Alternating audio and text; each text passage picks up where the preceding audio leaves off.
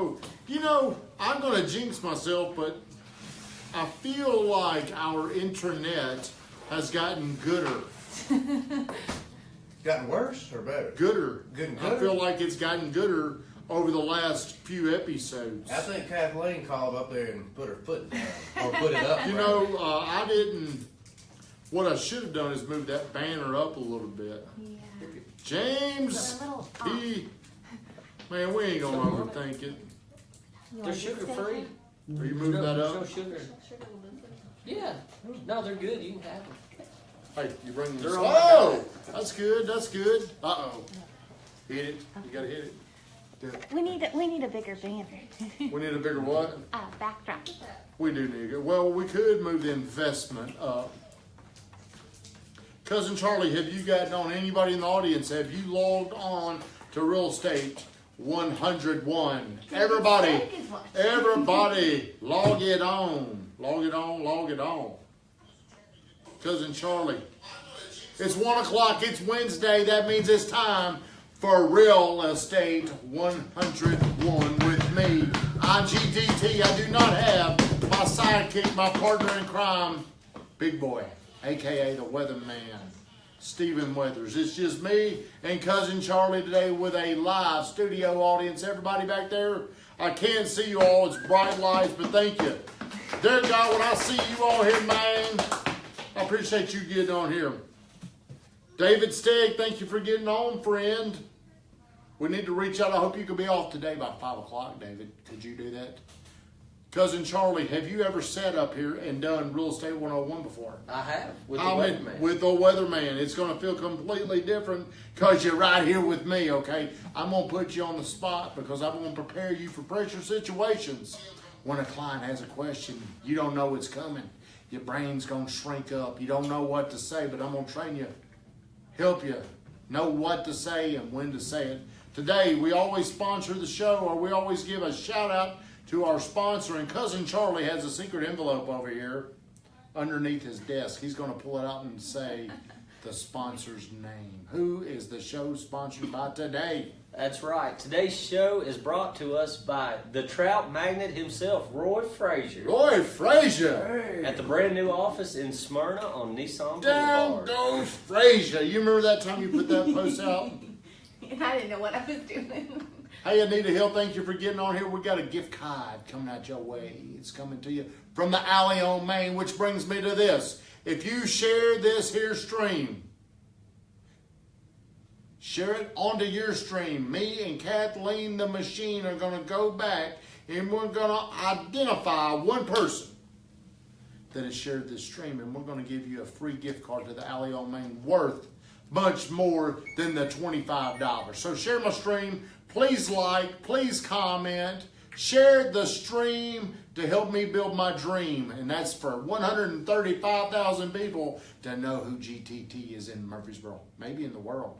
Maybe we need 7 billion people. Today's topic is brought to you by Cousin Charlie, your neighborhood farmer. I don't know how this topic came to me, but the other day somebody wanted a list. Can we get a list of foreclosures? You know, that's something that people are interested in. There's a lot of interest for foreclosures. And I'm going to talk about the complexities today of buying a foreclosure. Really, why you don't want to do it. The number one reason, Cousin Charlie, Roy Frazier is on here after we called you out, Roy Frazier. We do appreciate you getting on here. Weatherman, I hope your daughter's feeling well. She's been in our thoughts. Actually, said a little prayer for her last night. But Cousin Charlie, what do you think most people think when they're like, what are they really thinking when they say, Stevie, I need a foreclosure. Give me a list. Give me a foreclosure list. What do you think they're really wanting? They're wanting a deal. Whoa. Wow, they think them foreclosures are deals. Hey, I'd like to get a foreclosure. So that's number one. I've got 5 reasons right here why I believe, or what I believe you really need to know when it comes to these foreclosures. They think there's a deal. They think they can get a deal. Well, it's always about the market timing. In 2009, 2010, you probably could have gotten a deal. Whenever the economy is down, banks know, I'm going to get rid of this. So if I got to get if I've got to sell this for 85 cents on the dollar, I'm willing to do that. But when the market goes back up, like it is right now, they have a lot of what I call certainty that they're going to be able to sell it and get market value, especially where most foreclosures are going to happen right now, probably under 300,000. They understand that we can fix this thing up a little bit, Stevie Z, put it on the market, and we ain't going to have to take a hit. The bank, whenever they foreclose, see, this goes into their non-performing asset department, which means they can only keep these on their books for so long. The auditors come in there and they look. I think maybe they can keep them on there for 2 years. I think maybe if I had one of my bankers on here, they could tell us. But they can only have a non-performing asset on their books for a certain while before the examiners, auditors, they come in and say, hey, you got to get rid of this. You got to sell it. So when the economy was going down, 2009, 2010, 2011, what we were seeing was banks really like on HUD deals. We knew the formula to a T. We knew if it did not sell HUD, which was really a foreclosure enterprise, the government, they would take about 88% of what it appraised for. That's how they would determine it. Let's just get rid of it. Let's just move on. And since it's happened before, it's happened in history, you know somebody that's bought a foreclosure. You know somebody that's bought a foreclosure. They heard they got a great deal. They heard it was a great deal. Well, those times aren't here right now. Those times it may be a long time before they came back or before they come back. But most people really don't know if they got a great deal. A lot of times they're basing their great deal based off what the list price was versus what they've got, or what they paid for. So a bank may have something listed at 300. They may know it's only worth 275. Then they may sell it for 275. So really, somebody thought they were getting a good deal, but really they just got a house for market value. Do you have anything? See, Weatherman would have already chimed in by now. I was just letting you go. Well, You were on the roll. Well, go ahead. Hey, this is the way it works up here with me. You got anything to add? Well, you know, I've always heard that when someone's looking for a great deal, to them it may be a great deal, but to you it may not be. Yeah, how do you determine great deals? What is a great deal? Is it based off what you can go ahead and resell it to, or is it the perfect house that you want for the next 15 years? See, I've got a house that really, I don't think we're going to need anything else because so much of it is on one level.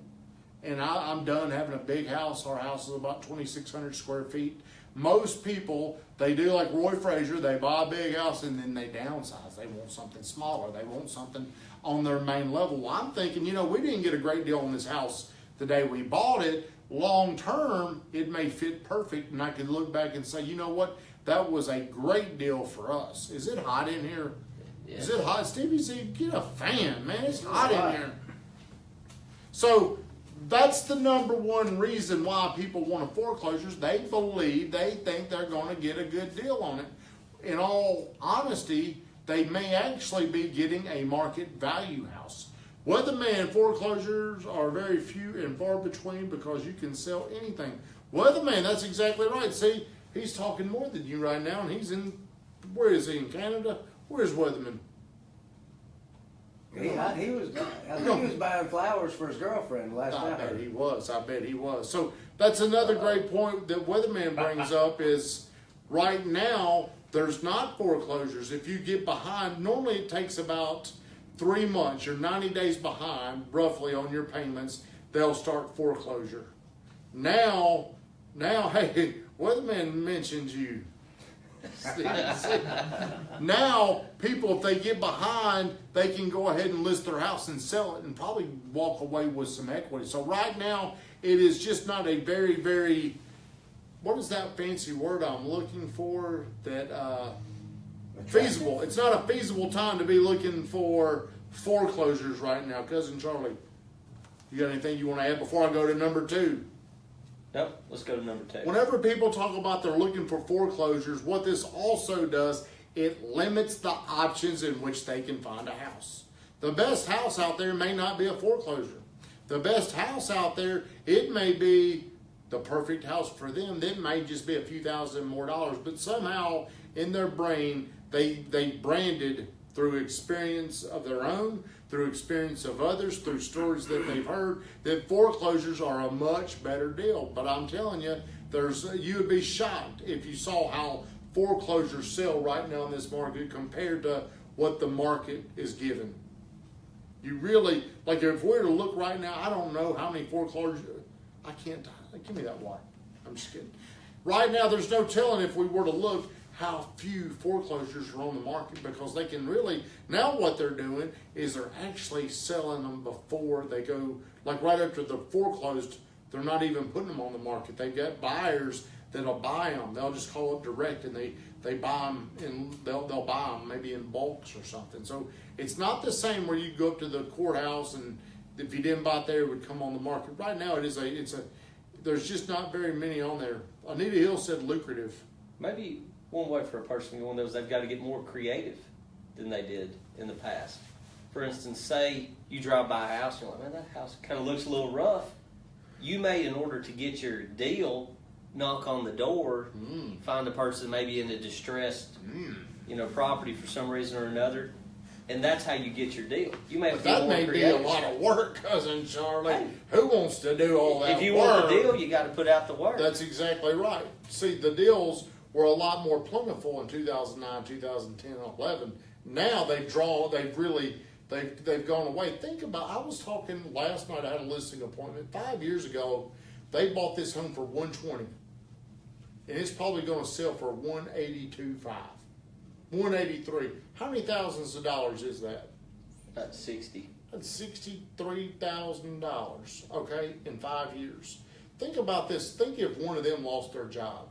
They could sell that house for $35,000 and still do okay. So there's still opportunities out there. They're just a lot harder to find. But more importantly, do you really want to go out and get a pretty good deal on a house that you don't really want to be in? Do you want to get a great husband or a great wife because of something or another if it's not really what you want, Stevie? No. Oh, that must be the word you were looking for. I think feasibility. Hey, Jake from State Farm, Jake Robinson. Hey, man, congratulations. I was bragging on you yesterday at breakfast. I was telling, that's Heather Dahlburn's husband. And he called me one night, and I had a few cocktails, Cousin Charlie. Maybe 1, 2. It was 8:24. I was about to go to bed. And he called, and I was like roughing him up, because if you ever call me, I'm going to make sure you know your project or your product, how to overcome objections. And man, he was good. That day, he said he called, I think it's 1,000 people, 1,100 people, but because of his efforts, his wife, and it was a tough race. It was a tight race. She won again. And really, I think he deserves a lot of that credit. Carry on. How are you? Weatherman. A lot of folks in foreclosures or pre-foreclosures are usually on certain sites. Most of the time, they're not very aware of the market. This is why it's important to use an experienced agent. I agree, like Zillow has a lot of information pre-foreclosure. And I don't even know if there's any way they can justify this. I don't know how they found this out. But see what Zillow is there for? Zillow is there to generate interest from the public, to show other agents that, hey, look at all these people. Belinda, what's shaking, girl? They show these other agents out there. Look how many people. We've got 100 million people per day or something crazy on our site. Then they sell you these lead packages but that's all they do. Ronnie Martin, what's shaking, buddy? Do you have anything else you'd like to add? Tell you another way. Did you tell me, Cousin? Relationships with people. Having, Weatherman said it, having an experienced agent may know about things before they come to the market. That's exactly right. Having relationships with bankers. That's they may know exactly of right. things that are coming. Like Ronnie Martin. Like Ronnie Ronnie Martin on here, Bill Taylor.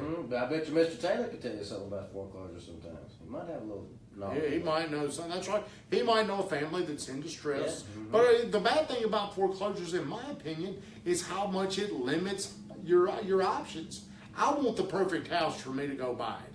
And if I can save $3,000, $4,000, $5,000, would you rather do that instead of? It's not like you're going to be able to go out and rip off a $25,000 deal or $30,000 deal.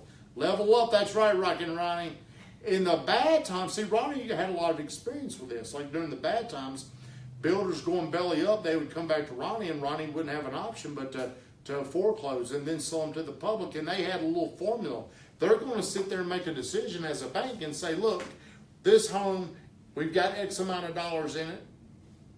We're going to sell it. We're going to get rid of it. We're going to move on. And here's something I hear a lot of people say, even agents. If I were to lend you $200,000, okay, and then you go out and you buy a house, and then I had to come and foreclose, if I buy it back in at $170,000 on the courthouse steps, what does that? People say, well, they only got $170 in it. See, I've already claimed my $30,000 loss. Do you see what I'm saying? If you ever look, like if it's a HUD deal and they finance $200,000, they let it go back to the auction and they put an opening bid out there. Let's say $200,000 you borrowed. Now I'm going to foreclose on you, and I'm going to start an opening bid at $170, and I'm hoping it's going to get bid up to $200,000. Any amount, hey mama, what's shaking? Any amount of money under what I loaned to Cousin Charlie in fees is money I've already lost. Is that clear? Am I kind of clear, Cousin Charlie? Yeah, you're kind of clear. Well, okay. Well, help me get more clear. I've loaned you $200,000. Right. You loaned me $200,000. 6 months later, I'm foreclosing on you. Right. So really, it's about 9 months later. Okay. So now, whenever you go through the foreclosure, you've got to run things in the newspaper. You've got to allow other people to come bid on it. It's a notice that goes out. Well, there's the owner, the financier, the lender. They offer a starting bid for you to start bidding it up. Right. If I set this bid out there, let's say I put it out there at 180, nobody bids on that house. I'm the highest bidder. Right. The bank, me, I'm the highest bidder. Now it shows I bought it back in at $180,000. Right. So a lot of times people look and they base their decision and they say, oh, well, look, they've got 180 in this. No, I've already lost $20,000. Right. So they don't understand that. Rocky and Ronnie's saying this is why banks don't want to do HELOCs above 85%. Substitute trustee deed. So see, these bankers, they've got it figured out. Whenever you're building a house, if you're going to build it to sell, they're going to have an appraisal done before you start the house. And that appraisal, somehow they got this little inside baseball where, hey, this house would really sell for $145 a foot, but really we're going to put it in there at about $135 a foot to protect the lettuce. That's the bank's money. Must be run in paper of general circulation for 3 weeks prior to foreclosure. See, so they can go ahead and lose all their money whenever they're the highest bidder for the property. Right. Number 3, this is something that a lot of people don't know whenever they go to buy a house or a foreclosure. Are you hot? Man, I could if I wasn't so fat right now, I'd take my shirt off. You know, if I was in shape right now, I would do Real Estate 101 with no shirt on right this second. So, no contingencies. Like if you've got a house under contract, they probably will not accept your offer. If you've got any other type of contingency in there, they're not going to accept your offer. They're going to want a very, very, very good pre-approval letter. They're going to want earnest money. They're probably going to want substantial higher numbers, maybe $2,000.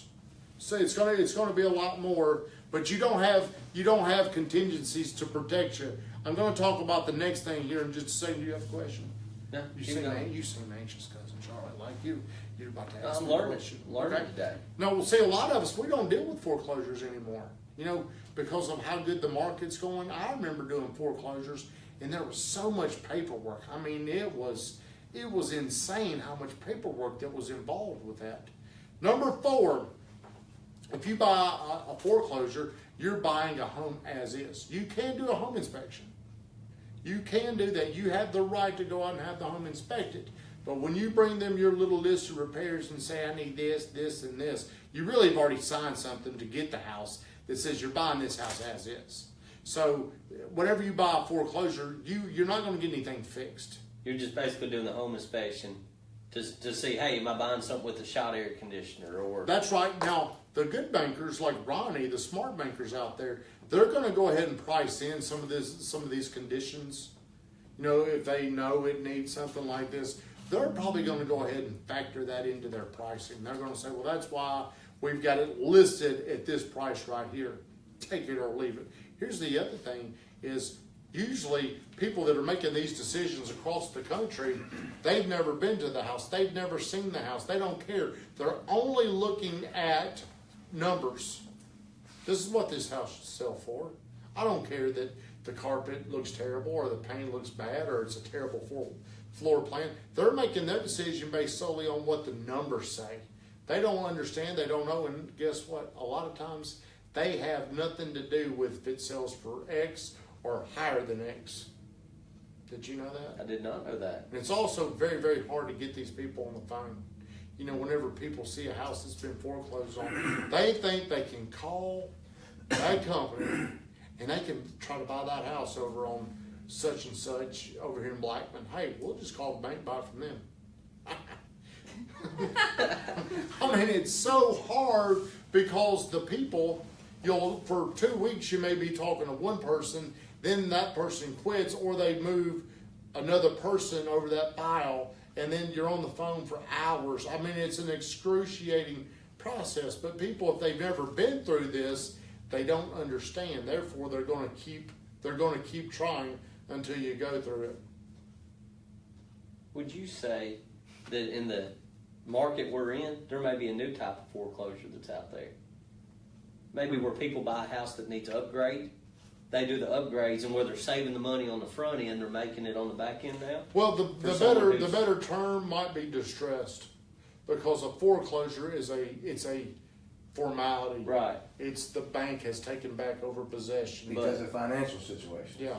But if I'm looking for a deal like that now, the only deal I may be able to find is, say, find a house built in the 80s that someone's selling, sink a little bit of money into it, and then make it on the back end. Yep. That might be the way if you want to work a deal like this, you're kind of doing it differently now. That's right. But a lot of things, if it's exposed to the market will push it up right now because there's just such a shortage of homes. There's just hardly any product out there under $200,000. It's going to push it up. But if you do know somebody, there's people out there that they're going to say, you know what, I don't want to deal with anything. I just want to sell this house. You can take it. Because I've got a friend, they own a company, and what they do is they send out literature. They do mailers. They do them all over the country. Or maybe all over the, hey, am I sweating? Did you see sweat? I feel like I'm sweating. It's a little warm in here. It is a little stuffy in here. Did Weatherman do a prank on us? I think he did. They send out literature all over the Southeast. So I was talking to my buddy today. You were in there with us. He was going to Kentucky, then to Georgia. They're buying these houses all over the country. Number 5. If you buy a foreclosed home, one thing you've got to submit to, you've got to yield to this. They control the terms. If they want to make changes, they'll do it. Because what are you going to do, sue a bank? If they want to close on this date, you got to close on that date. If you don't, if you default on their contracts, they may say, you know what, too bad. Like we had a deal with HUD. HUD is a foreclosed enterprise. If we have something wrong on the contract, they may void it. If we have their name wrong, they may void it. They're probably not going to pay closing costs. They're not going to fix anything. They are. There's probably only certain type of offers they may even consider. So you're saying they're really just going to dictate all the terms, how they want it? They are in complete control because, again, the person usually making the decisions, they don't have any real emotional loss here. You know, if they lose that money, it's coming out of the bank's money. Right. If it was coming out of their pocket, there would be a lot more urgency. I remember when we would make an offer on homes, it may take 7 days to get a response. Wow. There'd be 7 days, 40 offers. I mean, it was so hard to win those. I mean, it's such an excruciating process to go through where I just really think, I don't know how many times people have just said, man, I love this house, but it's foreclosed, so I want to buy it. Usually they're led by the fact they think, man, we're getting a good deal on this house. We're going to get a good deal and we're going to turn around and sell it. But a lot of times when you get good deals on a house that's already on the market, if the market has passed on it, there's usually a reason why the market has passed on it. And when you get these really good deals, because of problems with that house, whether it's the floor plan or something, location, you're probably now going to pass on a discount to somebody. That's right. I need you, I'm thirsty. I need you to come up with some questions. Ooh, have you opened this? Yeah. Stevie, do you have any questions? No, I might need another battery. Our phone's been blown up with females, positive comments Coach about Burke's on here, Cousin Super Charlie's. Coach on here. Hey, Super Coach on here today. My phone's been blown up with positive comments from the females about Cousin Charlie's beard. They loving it. They do love it. He loves it too. You know why? He's a narcissist. He loves himself. I'm kidding. Belinda Andrew, hot shot Linda, right here in Murfreesboro, Tennessee. And on a foreclosure, there is not seller's disclosure, so you don't know the issues. Think about it. Get you some of that. Think about that. The house was flooded. Something happened. They ain't got to disclose that. There's just so many issues that they don't know. They really don't know. They didn't even know that. Sorry. Sign this form right here.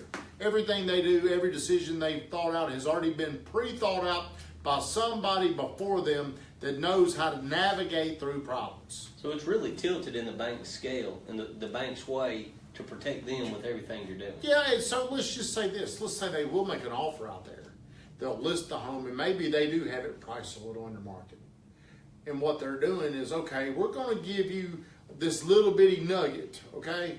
We kind of know that the builder didn't finish the house. We had to bring in cheap people to come in here and fix it. So, hey, let's just get rid of this, okay? So here's what we'll do. We'll outsmart. Hey, here's the bottom line. The banks are a lot smarter than we are. The banks were all these people, they're getting their information. Jolene Adams was shaking. Did we get that Zillow review from Jolene Adams? Yes. I know we did. I know she's done one before. So these banks have already figured things out. They know what they need to do to get rid of things. Then they find people. I'm not saying you're a sucker for buying one, but whenever people want a foreclosure and the bank knows we need to get rid of this, Right. a lot of times there's a reason. And like Belinda said, they ain't got to disclose it, Charlie. Hey, I hate to tell you this, but there's some problems with that. Then they're probably not going to fix it. Right. You probably won't even know. How would you know if something were to happen to a house where it was cosmetically completely redone, where they came in there and they repainted, or they did something to where you have no clue whatsoever that there was something wrong with it?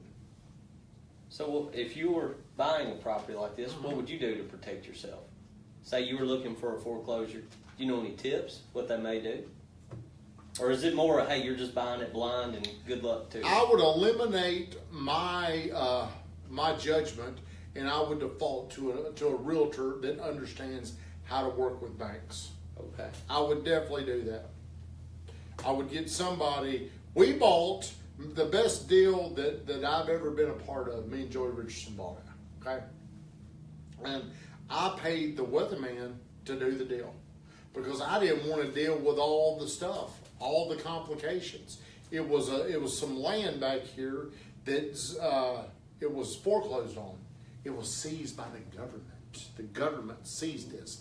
I didn't want to deal with all that stuff. I said, weatherman, I don't trust my judgment here. I need you to do this, because here's how I started thinking. I was waiting. I'm a very, very impatient person, which most of you probably know this. I told Joey, hey, we need to get this contract in right now if we're going to buy this. Excuse me. And he's like, man, I ain't buying that until I do my due diligence on this. I'm not going to do it. I'm like, well, man, let's just forget it. Let's just move on. Let's not even think about it. So weatherman interjected and said, dude, just hold on. So that was maybe on Monday. There's an offer on it. Maybe by Wednesday, we submitted an offer. My judgment, my emotions, my frustrations, my impatience, all these things where people lead themselves the wrong way, I've made the decision, man, it's done. I don't even want to deal with it. Let's move on. Weatherman got Joey to write the contract, drove to Nashville, submitted the contract, kept calling that guy, and guess what? You got it. We got something that we probably paid half of what it's worth. I mean, and think about this. If it would have been up to me, that's something, the best deal we've ever been involved in. My emotions would have led me right out of that. So if you're ever buying something, I really think you need the help of somebody else's. You really need their support to help your emotions, because your emotions just make you make bad decisions. Well, you need somebody to not let you get too high, not too low. That's exactly Keep right. you even keeled, which is what a good real estate agent should do for you. What did Belinda say right there? Belinda Ehringer. Be sure to get a home inspection, even though the seller may not make repairs. At least you go into knowing what you're getting. Also buy title insurance on a foreclosure. See, that's something else. I mean, usually you would think whenever a home is foreclosed on, any liens are gone, but I don't know if that's always the case. What if there was a mistake? So she's saying buy this title insurance in case the old heating and air guy somehow slipped a lien in there. So let's just say, Stevie, if you're buying my house, I had it foreclosed on. Cousin Charlie was an electrician. They foreclosed on me, but the title company somehow they didn't see there was still a lien attached. It just, human error, it got through. I said, I don't need title insurance. Or whoever's buying it says I didn't need title insurance. I think you're buying my foreclosure. I don't need no title insurance. So now, cousin Charlie. People have a lien on the house, and I don't own it free and clear. That's right. That's right. So it's going to follow you until it's time to sell. And then you got this lien from 19 years ago that you didn't know about, or 15 or however long ago it was, and you got this $7,000 lien on there. So Belinda is right. You do always need to get title insurance. That title insurance would ensure if the title company missed that mistake, then their insurance should cover it. She also says that she's seen houses that have been re-foreclosed on due to the title issues. Belinda, she's a genius. Wow. Sounds like she may be an expert when it comes to this. Well, she has probably seen anything. Hey, when you do $100 million a year in mortgage loans, you see those kind of things. Steve Cowboy McClanahan, what's shaking? We've been going 31 minutes. Cousin Charlie, can you take us home for the next 31 minutes? Can you match that? That's going to be tough. You know why? Some people say you're the greatest. Who says I'm the greatest? That's Who says the greatest just got on here? Blake Duncan. Man, imagine if we had that guy on here talking foreclosures. Blake can talk about anything. He can talk about anything. You're exactly right. Do you have anything else you'd like to add? Anybody way back there in the audience? Are you doing straight from the gut tomorrow night? I plan on coming back to Straight from the Gut. The reason why is I was out of town and then I had to go to a function. So Straight from the Gut should be back on schedule. Also, thank you to everybody that donated the first shot. Raised an amazing amount of money. Going to help a lot of kids. Maybe I could talk about that tomorrow night, how that felt for me. Stephen Savisa, is there anything you'd like to say to close us down? Thanks for all the viewers and the watchers, and like and share. Please comment, please like. If you share this stream, we're going to go back in there and we're going to find one lucky person. Me and Kathleen, we're going to dig in there and we're going to say, hey, you won. You won. Whoever it is. Everybody, thank you for tuning in. Here's how I'm going to end this, okay? Right now ain't the time to buy foreclosures. Instead of looking for foreclosures, look for the perfect house. You can still go out there and maybe find something at a decent price, at a better value. See, price does not always mean better value. Sometimes it's just a better price, but it's a better price of something that somebody doesn't want. So I would much rather have something that's valuable. If I've got to pay a little bit more for it, but people think it's worth more. Everybody, have a great day. Have a great day.